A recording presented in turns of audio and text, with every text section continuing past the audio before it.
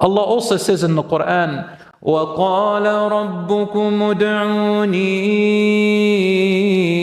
أَسْتَجِبْ لَكُمْ إِنَّ الَّذِينَ يَسْتَكْبِرُونَ عَنْ عِبَادَتِي سَيَدْخُلُونَ جَهَنَّمَ دَاخِرِينَ. In Surah 40 verse 60, Allah says, your Lord said, pray to me, yani call upon me. Pray to me is another word. And I will accept your prayers. Surely those who appear or act too proud to worship me shall enter hell utterly abased. Dua, therefore, brothers and sisters, does not only mean to call upon Allah, but it means worshipping Allah. If you think you are arrogant to not even worship Allah and ignore His existence, then this person has chosen to go to another path. Allah also says in the Qur'an, ادعوا ربكم تضرعا وخفية إنه لا يحب المعتدين. Surah 7 verse 55. Call upon your Lord with humility and in secret alone, between you and Allah, silently, quietly. Surely He does not love transgressors, meaning those who transgress in the way they make dua. And we're going to come to that, inshallah, to explain in detail. Allah also says in Surah 7 verse 56, وَلَا تُفْسِدُوا فِي الْأَرْضِ بَعْدَ إِصْلَاحِهَا وَادْعُوهُ خَوْفًا وَطَمَعًا إِنَّ رَحْمَةَ اللَّهِ قَرِيبٌ مِّنَ الْمُحْسِنِينَ. And do not make mischief in the earth after it has been set in order. And call upon Him with fear and longing. Surely Allah's mercy is close to those who do good. Longing, tama'a, in the Arabic language literally means out of greed. Tama' means greed.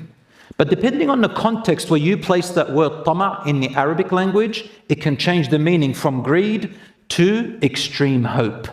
That's what it means here. Longing means hopeful. Hopeful for what? Always hoping for the day when you meet Allah. So when we call upon Allah, it's not just temporary. Some people restrict it to just the now. But Allah says, call upon Him with the anticipation, looking forward to after you die, when you go up on the Day of Judgment, in paradise, when you meet Him and talk to Him and He talks to you. Call upon Allah, imagining yourself already in paradise and you are speaking to Allah and seeing Allah. That's what it means. Tama'a. What are we working here for, brothers and sisters? What is our end goal for every Muslim? What is it? Two things: paradise and being saved from the fire. Is there anything else? That's all.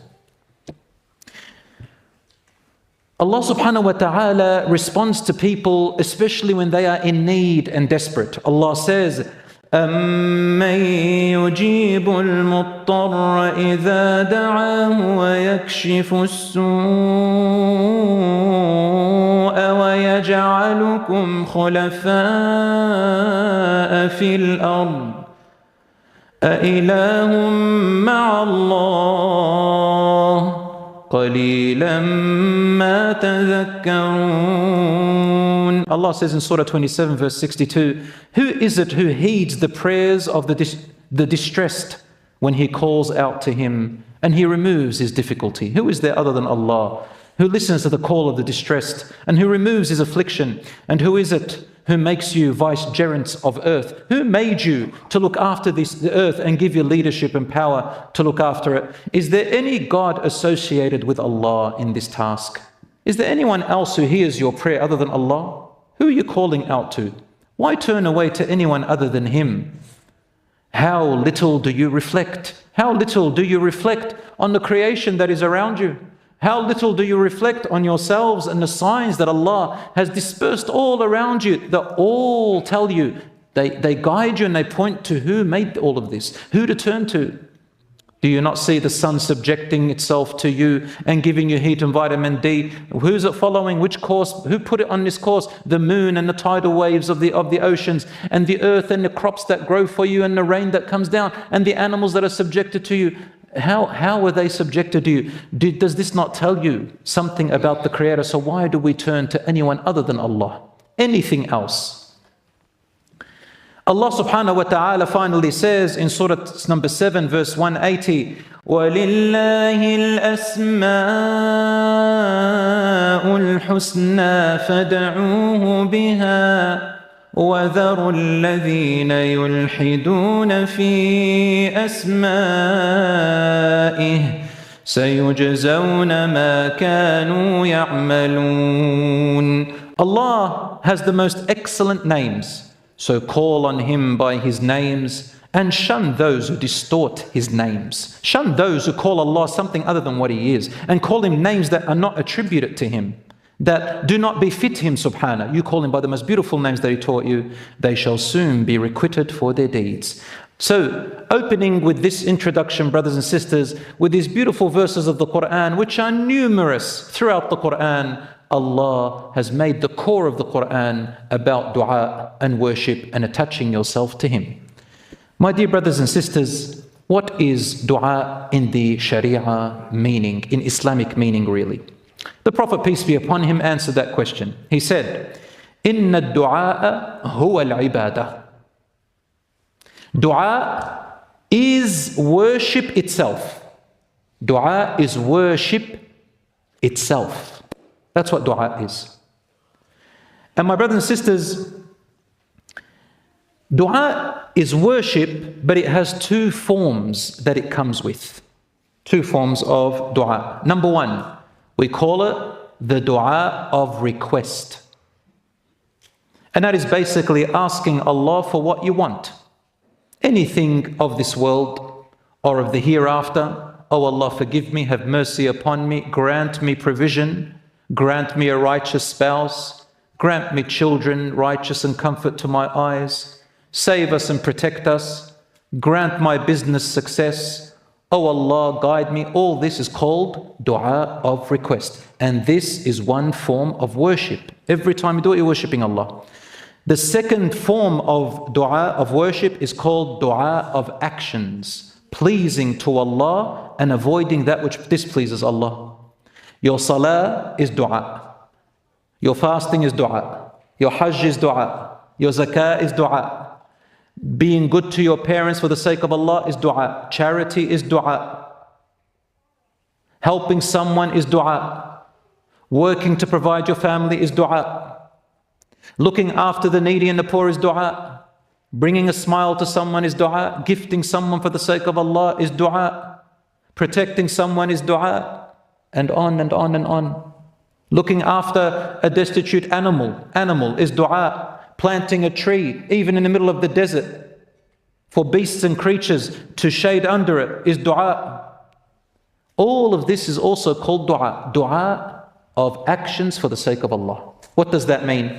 It means, brothers and sisters, that every time you do good deeds, if you've got Allah in mind and you're doing it for the sake of Allah, guess what? It's a type of dua that Allah looks after you and gives you your needs and wants without you actually asking for it. Did you know that? Your prayer, your salah, when you pray from Allahu Akbar to Assalamu alaikum in the end, all of that is also called dua. Salat is called dua. In fact, dua is sometimes called salah in hadiths and in the Qur'an. Salah, when they used to say to Nuh and Salih and all those prophets, they used to say, As-salatuka ta'muruka. Does your dua and your worship tell you to do this? So salah means dua and dua means salah, which means connection to Allah. When you pray from beginning to end and you didn't ask Allah for a single thing except the words that you've learned, then this means that whatever you're yearning for, any needs that you have while you're praying, any fears that you have when you approach prayer, any wants and needs and worries that are approaching you while you are doing salat, guess what? Without asking for it, your salat becomes the dua for that. When you are good to your parents, even if you don't feel like it, you are making dua. Did you not hear the Prophet ﷺ's hadith when he said, whoever would like that their life be quality and blessed and their provision be a lot, then connect your ties. Be good to your parents. That is a dua. You receive something for that. Did you not hear in Sahih Bukhari and Muslim about the woman or the man who gave a dog water to drink for the sake of Allah, and because of it Allah forgave them without saying, oh Allah forgive me? They had done really bad major sins. So every good deed done for the sake of Allah is a dua. So now, what is dua? Dua is, what is it? It's worship. And worship is dua. And it comes in two forms: dua of request and dua of doing everything in life that pleases Allah. So it's your entire life. Your entire life. My brothers and sisters, Allah says in the Qur'an, مَنْ عَمِلَ صَالِحًا مِنْكُم مِّن ذَكَرٍ أَوْ أُنثَى وَهُوَ مُؤْمِنٌ فَلَنُحْيِيَنَّهُ حَيَاةً طَيِّبَةً. مَنْ عَمِلَ صَالِحًا مِّن ذَكَرٍ أَوْ أُنثَى. Any male or female who does righteous deeds, we shall give them a blessed life. Now, here, and also in the hereafter. That's a dua. Although you haven't actually asked for a blessed life, by living a life of righteousness, Allah gives you a blessed life. So, two forms of dua.